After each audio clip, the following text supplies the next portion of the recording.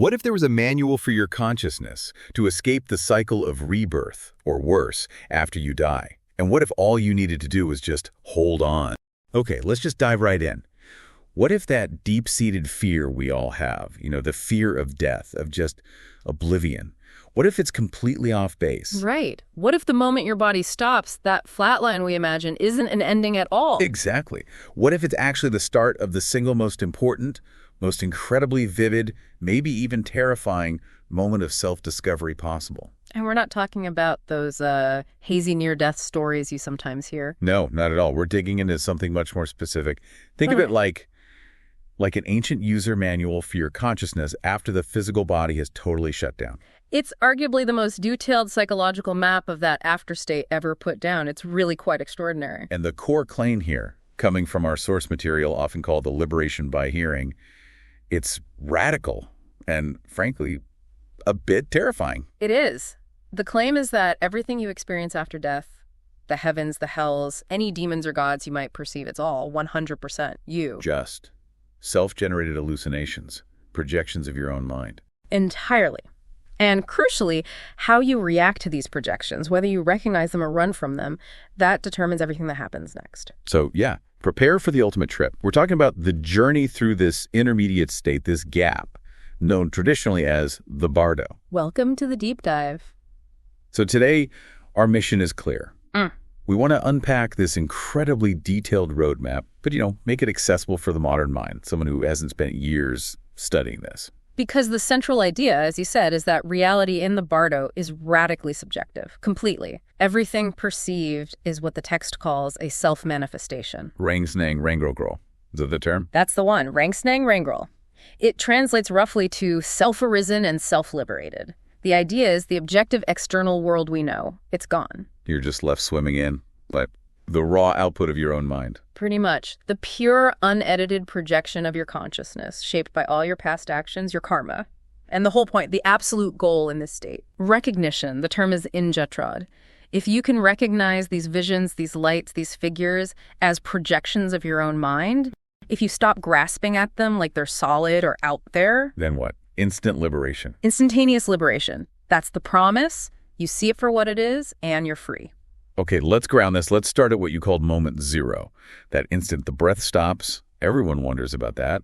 What does the source say happens, immediately? It's incredibly specific. The Bardo apparently begins the very instant the outer breath ceases. And then there's this process where the physical elements that make up the body, earth, water, fire, air, space, they start to dissolve one into the next. Dissolve, like physically decay. It's described as both physical and psychological. It's a kind of reversal. So the earth element dissolving into water is felt as a loss of stability, like a heavy sinking feeling. Your structure collapses. Then water dissolves into fire. You lose moisture, maybe feel intense thirst. Your vision starts to fade. Fire dissolves into air. Your body heat goes. Memory gets shaky. Clarity fades. This sounds pretty intense. It is. And finally, air dissolves into space, or ether. And that's when the breath itself, that fundamental anchor to life, it just stops. Wow. Okay, so the body has dissolved element by element. What's next? Right after that gross dissolution completes, the very first major experience hits. And it's described as overwhelming. The instantaneous arising of the ultimate clear light. The Tibetan is od-gsal. The clear light. Is it like seeing a bright light at the end of a tunnel? Not quite like that. Based on the description, it's less a directional light and more. The fundamental nature of your own mind, finally unobscured. It's described as completely clear, vast, pervasive. The term is Snang Stong Chenpo. Snang Stong Chenpo, meaning? Roughly vast appearance emptiness. It's non-conceptual, no thoughts, no limits, just pure, boundless, foundational awareness. And its sheer truth is said to be, well, overwhelming. Okay, overwhelming. But you said this is an opportunity. Yes. This is the first great opportunity. The text is really clear.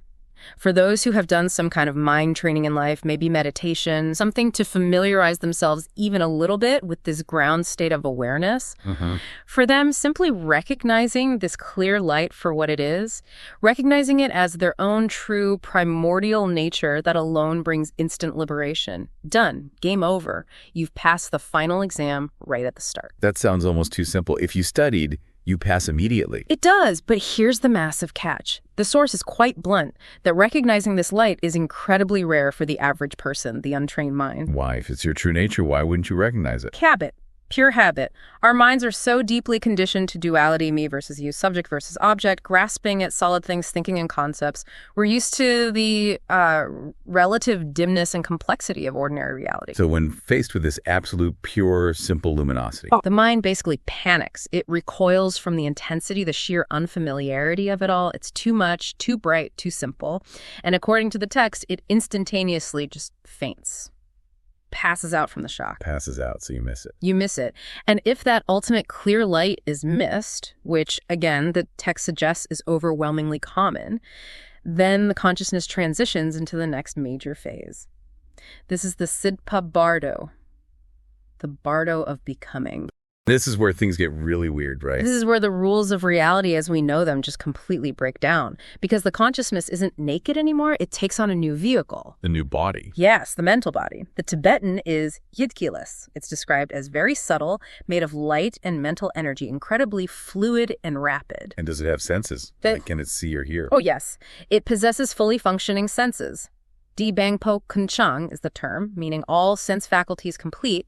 And here's a detail that's quite startling. Even if the person was blind or deaf or had other sensory impairments in life, this mental body has perfect senses. You get the full sensory suite, regardless of your previous physical condition. Whoa. Okay, wow. Perfect senses. What else? This is where we get into what you might call, well, superpowers. The text is explicit about this. Superpowers. Like flying. Even better, this mental body can instantly travel anywhere just by thinking of it.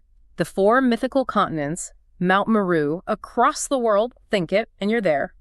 The term is od-gsal, frul, miraculous power. So total freedom of movement through walls, mountains. Completely unhindered, it passes through solid objects like they're not even there. Walls, mountains, doesn't matter. You are essentially omnipresent, like a ghost with absolute instantaneous mobility. That sounds amazing. Is there any limit? There are, and the text is very, very specific. There are only 2 places, 2 things this hypermobile mental body cannot pass through. Okay, what are they? The mother's womb, the gateway back into physical rebirth, and the Vajra seat at Bodh Gaya, or symbolically, the seat of ultimate enlightenment, representing liberation itself. Wow. So you can go anywhere except the way back into the cycle or the way out. Exactly. Those 2 points, the potential beginning of the next life and the ultimate end of all lives, remain solid or impassable to this subtle body. That's incredibly symbolic, isn't it? Even with this godlike freedom, you're still fundamentally bracketed by those 2 choices, rebirth or liberation. Deeply symbolic. But there's immediate suffering associated with this state too, even with the superpowers. It's called the pain of non-recognition, or perhaps non-connection. What kind of pain? Well, the mental body, still driven by earthly attachments, naturally gravitates towards loved ones left behind. It sees them, hears them, maybe they're grieving over the physical body. Right, that makes sense. And the consciousness, the Bardo traveler, might be desperately trying to communicate, to shout, "I'm okay," or "don't cry," to gesture, to make contact. But they can't. They cannot be seen or heard. You're right there, fully present, hearing every word, seeing every tear, yet you are completely cut off, invisible, inaudible. Oh, this sounds agonizing. The text compares the anguish to being tormented by a tight binding cord you can't break. It's this profound misery of total disconnection while having total presence. And this intense psychological pain, this instability, it really sets the stage for what comes next, which is even more intense. So the suffering of being unseen and unheard, combined with the sheer instability of this mental body state, it quickly pushes the consciousness into the second major phase of the Bardo. This typically happens, the text suggests, maybe 1 to 4 days after death. And this phase is? This is the Bardo of the nature of reality, the gzhi'i Bardo. And reality here means the nature of your own mind laid bare. Laid bare how? What does that look like? Think of it as the ultimate involuntary psychedelic experience. But instead of external chemicals, it's fueled entirely by your own internal karmic residue. It's described as a terrifying, constantly shifting, overwhelming display of luminous visions. Visions of what? Of everything. Your entire psychic makeup, your virtues, your vices, your wisdom, your ignorance, all the seeds planted throughout your life, they now erupt directly into your awareness as vivid, often colossal hallucinations. The filter is off? Okay, unfiltered mind projections. That sounds chaotic. Extremely chaotic, and the stakes here are unbelievably high, because throughout this Chenmo Bardo, the traveler is faced with a continuous, moment-to-moment existential choice. The choice between what? Between two kinds of light that appear simultaneously. There's incredibly bright, clear, dazzling, often described as terrifying, wisdom light. That's the direct path to liberation. And the other light. And at the same time, there's a dull, soft, comfortable, and very attractive defilement light. This is the light that leads straight back into rebirth, into one of the 6 realms of samsara. Wait, hold on. I have to jump in here. Why on earth is the wisdom light, the one leading to freedom, described as terrifying, and the defilement light leading back to suffering is attractive? That feels completely backward. It does feel backward from our usual perspective, doesn't it? But that's a brilliant question because it gets right to the core of this teaching. The wisdom light is terrifying precisely because it's the pure, undiluted, non-conceptual truth of your own nature. Okay. And why is that terrifying? Because recognizing it, merging with it, requires the complete and instantaneous letting go of, well, everything you think you are. Your ego, your identity, all the concepts and attachments and habits you've built up over a lifetime. It's the light of selflessness, of emptiness. And the ego doesn't like that. The ego hates that. The ego fundamentally fears its own dissolution, its own non-existence, even if that dissolution is liberation. It feels like annihilation. So the mind, driven by this deep-seated ignorance and fear. It naturally recoils from the blinding truth. Exactly. It shies away from the sheer brilliance and intensity, finding it alien and threatening. And instead, it's instinctively drawn towards the duller, softer, more familiar light. The light that resonates with its dominant negative emotion, its primary habit pattern. Wow. Okay. So we're essentially programmed by our own baggage to prefer the cozy dimness of our own issues over the liberating glare of reality. That's sobering. It is. It really highlights the power of mental habits. So this Bardo phase, the Chenmo Bardo, is essentially this ongoing great test. And the source material gives us an incredibly detailed day-by-day breakdown of how this unfolds. A day-by-day roadmap of these visions and lights. Yes. Starting around day 1, after the initial clear light fades, we get the sequential appearance of what are called the peaceful deities, the gzhi'i. Deities. Like gods appearing. Not external gods coming to judge or save you. Remember Rangsnang's self-manifestation. These are described as the pure, luminous projections of the enlightened aspects of your own mind. They arise from the center and the 4 cardinal directions, symbolizing the purified forms of the 5 Buddha families, or 5 core aspects of consciousness. Okay, projections of my own potential enlightenment. Let's get into this sequence. You said it's day by day. Day by day for about 5 days, according to the traditional account.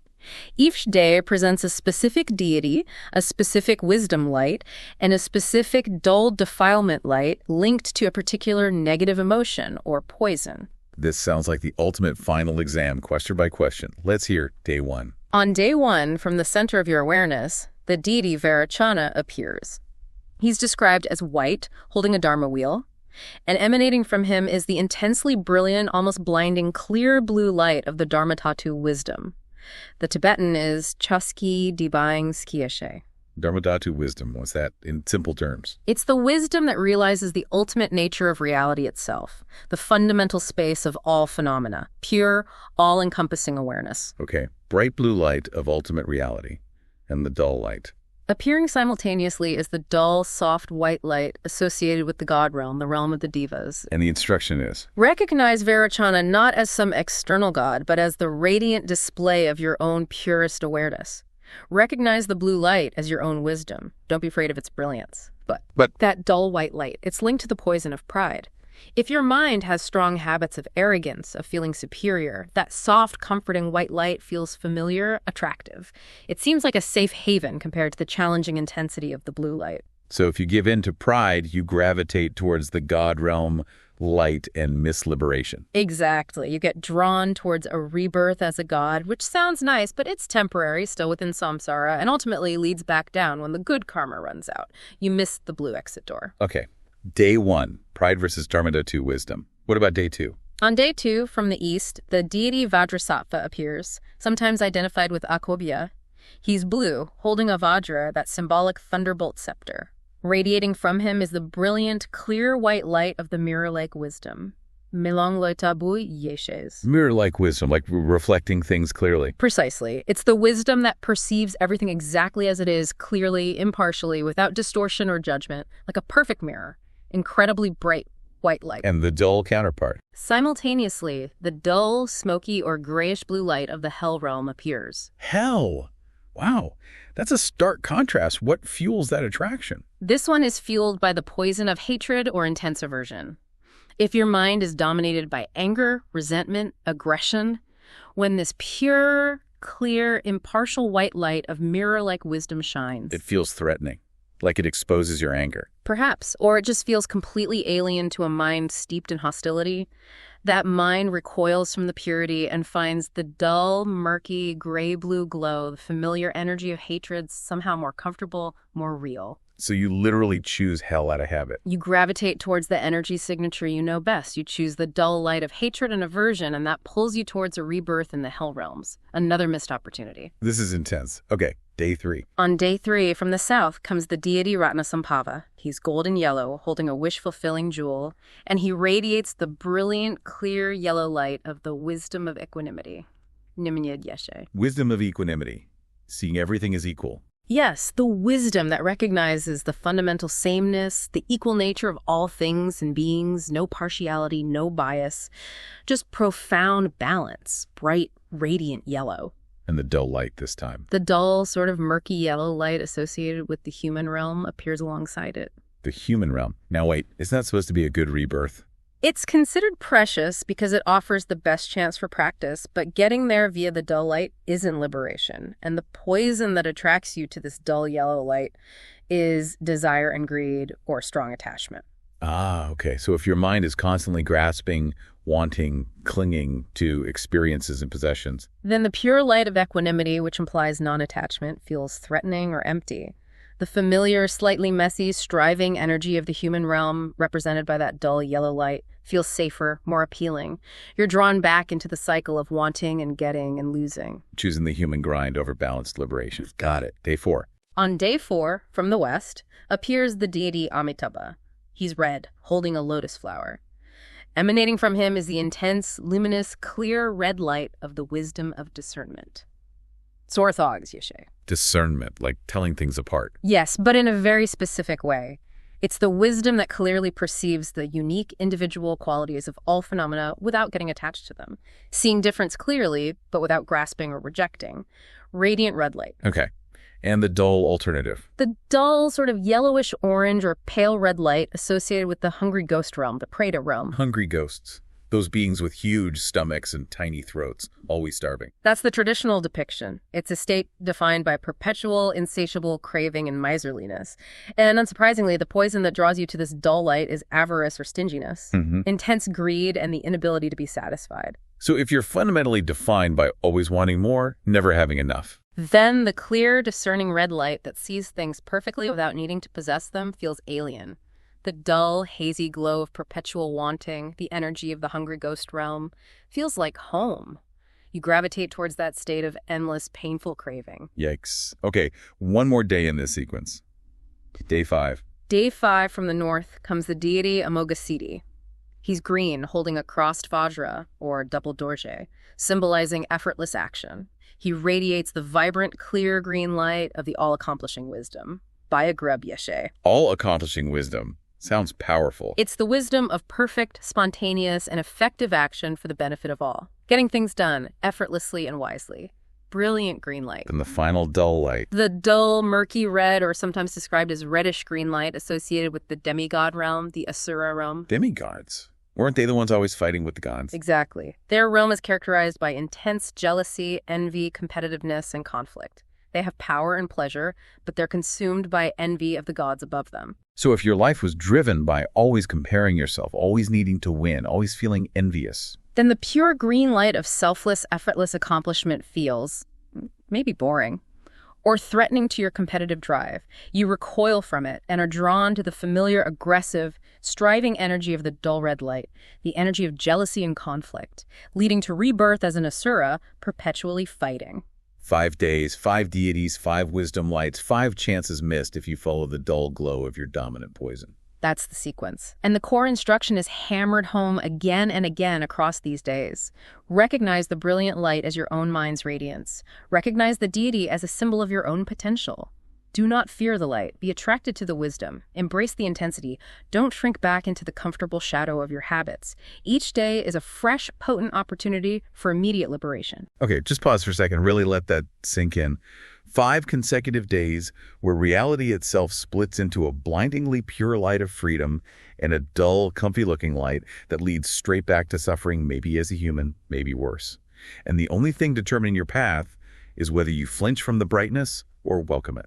It really reframes the whole idea of judgment, doesn't it? It's not some external force weighing your deeds. It's your own consciousness confronting its own nature and your habitual reactions determining the outcome. This is why having a guidebook, like this source text, seems so incredibly vital. It's literally giving you the answers to the final exam, telling you which light to choose. Exactly. The level of detail, the specific colors, the deities, how they link directly to specific emotional poisons.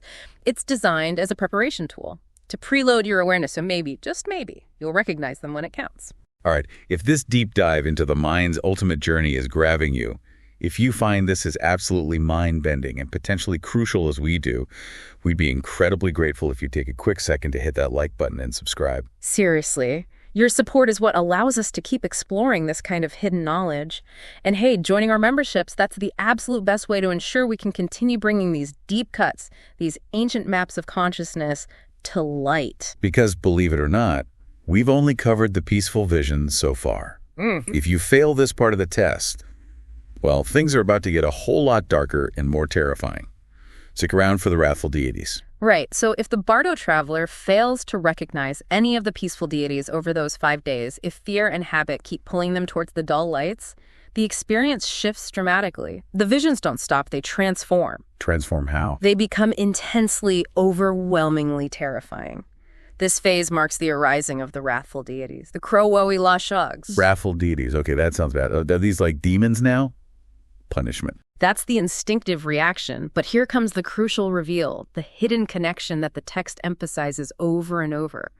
These terrifying figures are not separate demons arriving to torment you. They're not. Then what are they? They are the peaceful deities transfigured. They are the very same enlightened energies, the same pure aspects of your own mind, but now perceived through the lens of your own unrecognized fear, terror, and accumulated negativity. Wait, so the scary monster is just the beautiful deity I failed to recognize earlier, but wearing an angry mask because I'm scared. That's a perfect way to put it. Your fear refracts the pure light, making it appear wrathful. So the mind that recoiled in fear from Vairocana's brilliant blue light now perceives that same energy as the terrifying, multi-headed, dark blue Haruka figure, Chemchok Haruka, his wrathful aspect. And the mind that couldn't handle Vajrasattva's pure white light Now confronts the equally terrifying Vajra Haruka, his wrathful form. The same pattern applies to all 5 peaceful deities. They reappear in these fierce, intimidating forms. Okay, fierce is one thing, but the descriptions in some translations they're graphic. They are absolutely visceral, yes. Deliberately so, it seems. These wrathful figures are described with multiple heads, dozens of arms holding fearsome weapons, trampling figures underfoot. They fill the entire expanse of space, roaring with terrifying sounds. And the sounds. The text mentions specific sounds. It does. It mentions sounds like cosmic thunder and specifically highlights terrifying shouts like ha-ha and alala, piercing, overwhelming sounds meant to induce panic. And yes, the imagery gets very graphic. Drinking blood, consuming brains, tearing out hearts. Right. So if these are just projections of my own mind, why the extreme B-movie horror violence? The violence mirrors the mind's own violence. The accumulated anger, aggression, terror, guilt, all the psychic intensity that wasn't purified or recognized is now projected outwards in these extreme forms. It's a reflection of the internal state. So the crucial point remains. The crucial point, stressed relentlessly in the text, is that these are still self-manifestations. They are appearances arising from your mind. And because the mental body, od-gsal, is not physical, it's subtle, like light or energy. They can't actually harm it. The brain eating isn't literal. Exactly. They cannot physically damage the mental body because it lacks physical substance to be damaged. It's like images in a mirror trying to break the mirror. The terror is real. The suffering caused by the fear is intense, but the threat of physical annihilation is an illusion within the Bardo. So that's the ultimate lesson in how fear itself creates suffering. The moment you stop being terrified, the moment you recognize even that monstrous brain-eating figure as just another facet of your own luminous mind, maybe even as your teacher or a Buddha in disguise. Poof. The vision loses its power, it dissolves, or you see through it. Liberation is still possible, even amidst this terrifying display. The opportunity hasn't completely vanished yet. But the pressure must be immense by this point. Fear must be overwhelming. Immense. And the window for this kind of recognition is closing fast. Because if the traveler still fails to recognize these wrathful visions as self-manifestations, if they continue to react with sheer terror and try to flee, what happens then? they are propelled forward, deeper into the bardo of becoming, towards another unavoidable, terrifying hallucination, the appearance of the true judge. The judge, like Judgment Day. It certainly looks and feels like it. This is the appearance of the iconic, terrifying figure of the Lord of Death, Yama Dharmaraja Grishinre Choskir Grelpo in Tibetan. He's often depicted as fearsome, imposing, surrounded by an entourage. Executioners, terrifying female spirits, figures with animal heads, the whole 9 yards of nightmare fuel, all seemingly designed to reflect the traveler's deepest feels about retribution and their own past actions. Okay, so the Lord of Death appears. What does he do? This is the karmic trial. The core of the vision is Yama weighing the traveler's past actions. He uses pebbles, white pebbles for virtuous deeds, black pebbles for non-virtuous deeds. He literally weighs your life. Can you argue? Plead your case. The text says the traveler might try. They might try to lie, deny their actions, rationalize. Biden Brzonsbres means speaking truth and falsehood. They might try to argue that the black pebbles aren't theirs. But Yama has the ultimate tool, the mirror of karma, Laski Melong. This isn't a physical mirror. It's a visionary experience where all of the traveler's past deeds, good and bad, are reflected with perfect, undeniable clarity. There's no hiding, no denial possible when your entire life is playing back right in front of you. Wow. Imagine that, standing before a judge, trying to lie, and then seeing a video playback of every single thing you ever did wrong. It's terrifying. Absolutely terrifying. And you might wonder, like you asked before, why doesn't the mental body just zip away? I can travel anywhere instantly, right? Why stand there and take this? Yeah, why submit to the trial? Again, it comes down to the power of ingrained mental habit and the deep belief in a solid, separate self that is responsible and must face consequences. But here, the source drops perhaps its most profound and paradoxical insight about this entire terrifying scene. Okay, what is it? It directly addresses the Bardo traveler experiencing this and tells them, the mental body you inhabit is itself Stongpa. It's empty. It lacks inherent, solid, independent existence. My body is empty. So therefore, the judge, the executioners, the terrifying demons, the black and white pebbles, the mirror of karma itself, they are also empty projections. They are illusions arising within the empty nature of your own mind. The text actually says the judge is an illusion. It goes even further. A famous line directly states, the Lord of Death is your own hallucination. The judge is your own emptiness. The executioners are your projections. It essentially says this whole terrifying courtroom drama is you judging yourself based on your own concepts of good, bad, and consequence. And the implication for being tortured or killed by these executioners. The text is explicit. Being killed or cut apart in the bardo does not result in actual death or cessation, because you are already dead in the physical sense. Your subtle mental body cannot be destroyed by these illusory projections. The suffering is purely mental, born of fear and non-recognition. So even here, facing the ultimate judgment scene, the instruction is the same. The ultimate instruction, the lifeline, remains exactly the same even now. Do not fear. Recognize Yama, recognize the demons, recognize the whole trial as self-manifestations, ring zugs. See their empty, illusory nature. If you can do that, the whole vision collapses, the suffering stops instantly. Recognize your judge as yourself, essentially. Recognize the judge as a projection of your own mind's concepts about judgment. If the executioner swings a sword and you realize, truly realize, this is just my fear, this isn't real, the sword passes through like mist. But that takes incredible presence of mind amidst overwhelming terror. Okay, so let's say the traveler hasn't managed recognition yet. They missed the clear light, they recoiled from the peaceful deities, they panicked at the wrathful deities, they were terrified by the judge. What now? Are they just doomed at this point? Not necessarily doomed to the worst possible outcome, but liberation is now much harder. They are now firmly within the main part of the Sidpa Bardo, the Bardo of becoming. This is essentially the intermediate state where the mind is actively seeking its next rebirth. But there's still a crucial opportunity here. The last chance saloon. Kind of. Let's call this the great opportunity for a final practical intervention. We need an ELI 5 here. The consciousness in this state is described as incredibly subtle, light, and highly suggestible. The Tibetan phrase yang zhi yang yam suggests something like very light, very mobile. Light and suggestible. How does that help? Because the mental body lacks the heavy inertia, the buffer of a physical body, thoughts manifest almost instantly.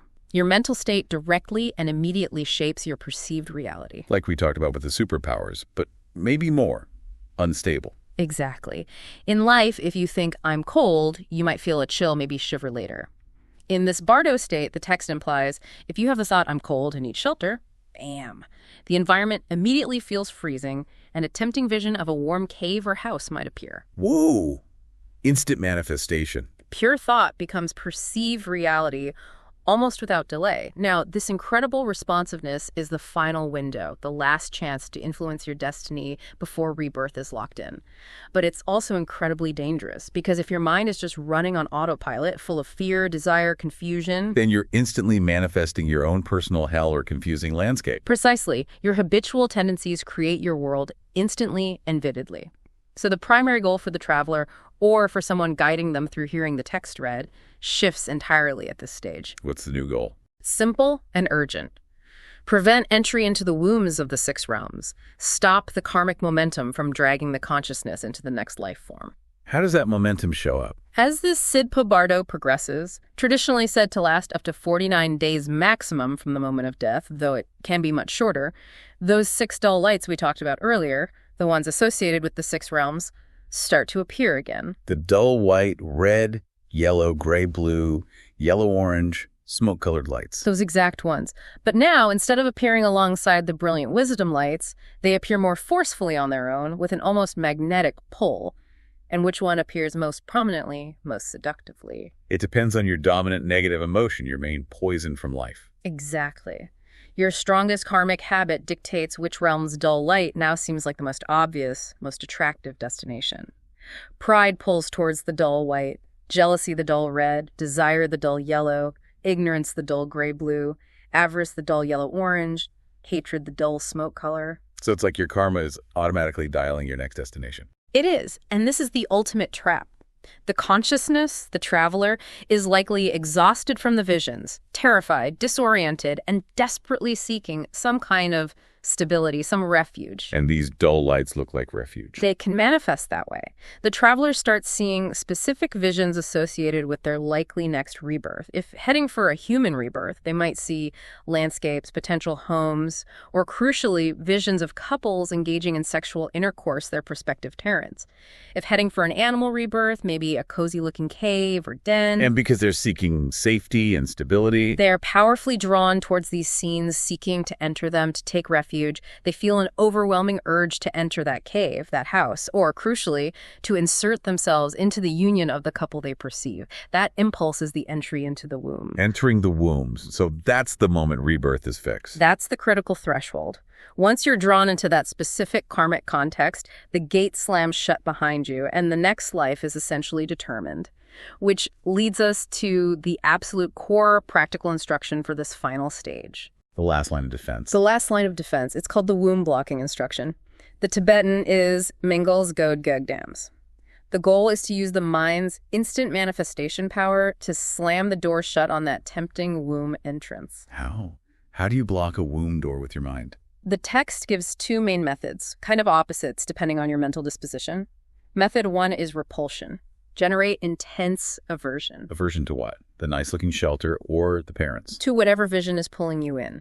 If you see a vision of prospective parents uniting, the instruction is to instantly, forcefully visualize them, not as loving parents to be, but as terrifying, violent demons locked in combat, or perhaps as your own root guru and consort in wrathful form. Turn the pleasant vision into something horrifying. Exactly. If you see a tempting cave or house, visualize it as a terrifying charnel ground or a wrathful deity's temple, gzhi'i sankang, filled with weapons and severed heads.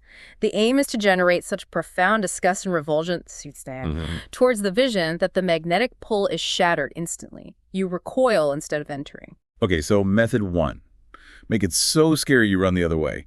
What's method 2? Method 2 is reversal and pure perception. This is for those who maybe find generating intense revulsion difficult or unnatural. It's the opposite approach. Transform the vision into something utterly pure. How does that work with, say, the vision of the uniting parents? Instead of seeing it as ordinary, karmically driven intercourse leading to a suffering-filled rebirth, you instantly visualize the couple as your primary meditation deity, your yidam, in perfect union with their consort, the classic yab-yum symbolism. Yab-yum.